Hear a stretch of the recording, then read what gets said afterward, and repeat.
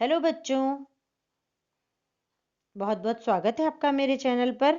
इससे पहले के वीडियो में हमने रस की परिभाषा को जाना, उसके अंग के बारे में जाना तथा उसके स्थायी भाव के बारे में जाना। अब इस वीडियो में मैं अलग अलग रस लेकर आई हूँ और रस की परिभाषा, साथ में उसके छोटे छोटे उदाहरण जो आपको बहुत अच्छे से आसानी से याद हो जाएंगे। तो चलिए शुरू कर। सबसे पहले आता है श्रृंगार रस। तो श्रृंगार रस की परिभाषा: स्त्री पुरुष के प्रेम को श्रृंगार और उससे जागृत या पुष्ट होने वाले भाव को श्रृंगार रस कहते हैं। तो इससे आपको कुछ समझ में आ रहा होगा कि स्त्री पुरुष यानी किसी महिला, स्त्री को महिला या नारी भी कहते हैं ना, और पुरुष यानी नर या कोई जेंट्स या उनके प्रेम को श्रृंगार कहते हैं। आप उससे जागृत या पुष्ट होने वाले भाव को, यानी प्रेम हुआ, दोनों मिले, एक दूसरे को देखा, उनमें प्रेम हुआ, तो कौन सा भाव जागृत हुआ? श्रृंगार का। तो श्रृंगार रस आपको पंक्तियों में समझ में आएगा। जहां आपको समझ में आए कि नायक नायिका की बात हो रही है, चाहे उनके प्रेम में मिलन की बात हो, चाहे उनके दूर होने की, दोनों में ही श्रृंगार है। श्रृंगार दो प्रकार के होते हैं, एक होता है संयोग श्रृंगार और एक होता है वियोग श्रृंगार। तो चलिए हम उसे भी समझ लेते हैं। तो श्रृंगार रस में दो भेद हैं, कौन कौन से? एक संयोग और एक वियोग। तो पहले हम संयोग को समझ लेते हैं। जहां नायक नायिका के मिलन का प्रसंग होता है वहां संयोग श्रृंगार होता है, यानी जहां एक लड़का और लड़की दोनों मिलते हैं और उनका प्रेम जागृत होता है और प्रेम से संबंधित कोई ऐसी आपको बात समझ में आती है, तो वहां संयोग श्रृंगार होता है। अब संयोग का मतलब मैं आपको बता ही चुकी हूँ पहले से ही, मिलन या एडिशन। तो इसका उदाहरण, सबसे अच्छा उदाहरण है ये, बहुत ही इजी सिंपल। अब राम और सीता की जब शादी हो रही है, यानी उनका विवाह का अवसर है, तब पहले तो घूंघट होता था, तो सीता जी घूंघट करके बैठी हैं, लेकिन उनके कंगन के नग में उन्हें राम जी की शक्ल यानी उनकी सूरत दिख रही है। तो जिसको देखकर वो अपनी सुध-बुध खो बैठी, राम जी की सुंदरता को देख के इतनी प्रसन्न होकर देख रही हैं। तो उसी के बारे में लिखा है: राम को रूप निहारती जानकी, कंगन के नग की परछाई, या से सबे सुधि भूल गई, कर टेकी रही पलटारती नाही। यानी वो उनकी सुंदरता को देखकर अपनी सुध-बुध खो बैठी और अपलक दृष्टि से, यानी पलकों को झपकाना भी भूल गई और उन्हें कंटिन्यूअसली देख रही थी। तो ये हो गई उनकी मिलन की बात। तो यहाँ जब वो मिले तो यहाँ संयोग श्रृंगार हो गया। अब आए हम वियोग श्रृंगार पर।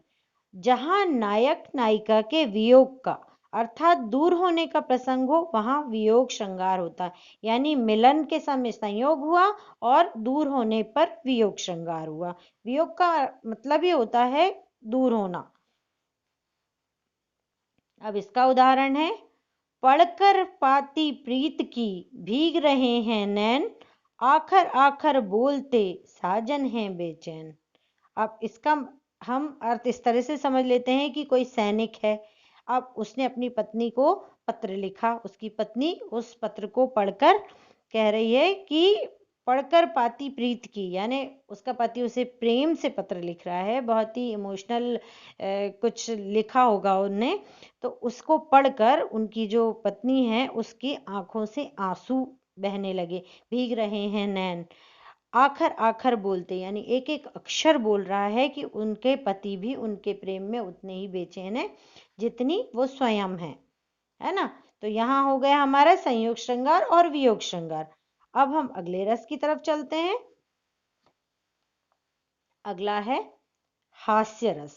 इसको पढ़कर और सुनकर ही आपको समझ में आ गया होगा।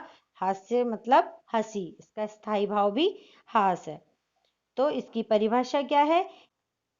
किसी की विचित्र वेशभूषा, रूप, वाणी, चेष्टा आदि के कारण जब हृदय में हंसने का भाव जागृत होता है उसे हास्य रस कहते हैं।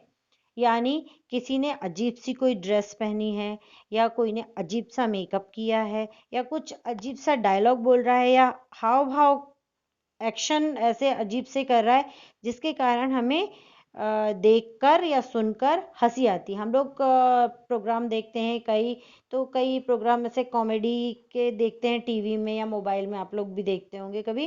तो कुछ कॉमेडी सीन्स देखते हैं जिसको देखकर ही हमको हंसी आने लगती है।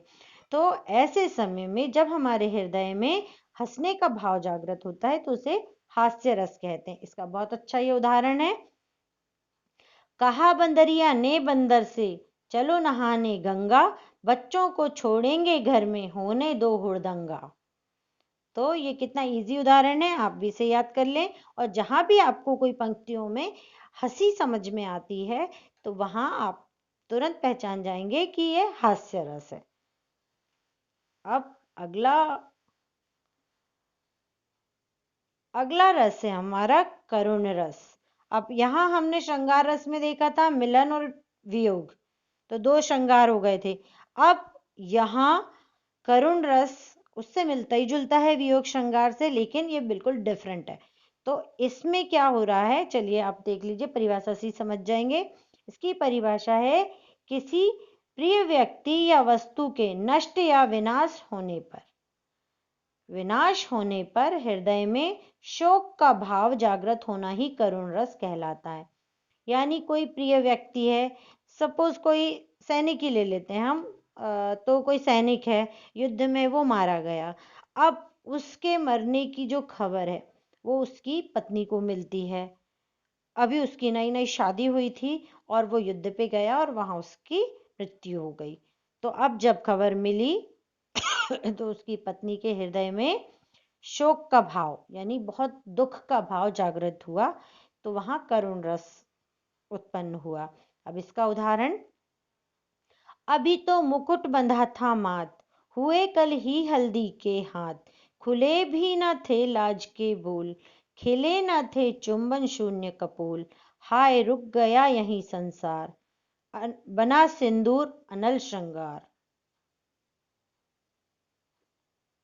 बना सिंदूर अनल अंगार, यानी अभी अभी उसकी शादी हुई थी, ये सारी चीजें उसके मेकअप की और सुंदरता की जो वर्णन करती है नई नई शादी हुई लड़की की, वो सब चीजें थम गई और उसका जो सिंदूर था, जो उसकी सुंदरता को बढ़ाता, वह अब अंगार के हवाले हो गया। यानी सब कुछ जल के उसके सपने खाक हो चुके हैं और वो उसका जीवन में उसे इतनी बड़ी खबर मिली कि शोक का भाव जागृत हो गया। तो जहां आपको बहुत दुख वाली कोई पंक्तियां दिखें तो वहां आप समझ जाइएगा कि करुण रस है।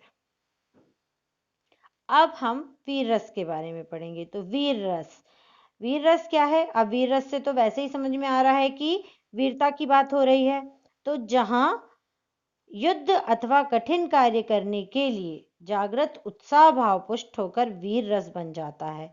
यानी जब कहीं युद्ध या कोई ऐसा बहुत टफ काम है, कठिन काम है, उसको करने के लिए किसी के अंदर बहुत उत्साह जाग गया है कि मतलब अब तो मुझे करना ही है हर हाल में, तो वहां उत्साह जब जागृत हो गया है तो वहां वीर रस उत्पन्न हो गया है।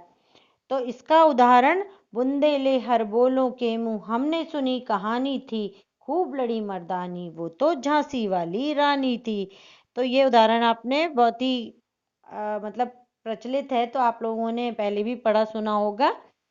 तो इस तरह से ये 4 उदाहरण मैंने आपको समझाए, चारों बहुत इजी है ना, आपको भी बहुत इजीली समझ में आ गए होंगे और याद हो जाएंगे।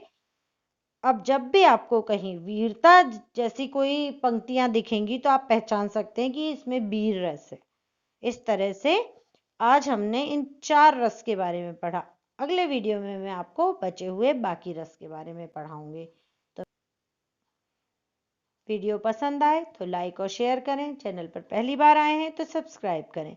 मिलते हैं हम नेक्स्ट वीडियो में बचे हुए उदाहरण के साथ।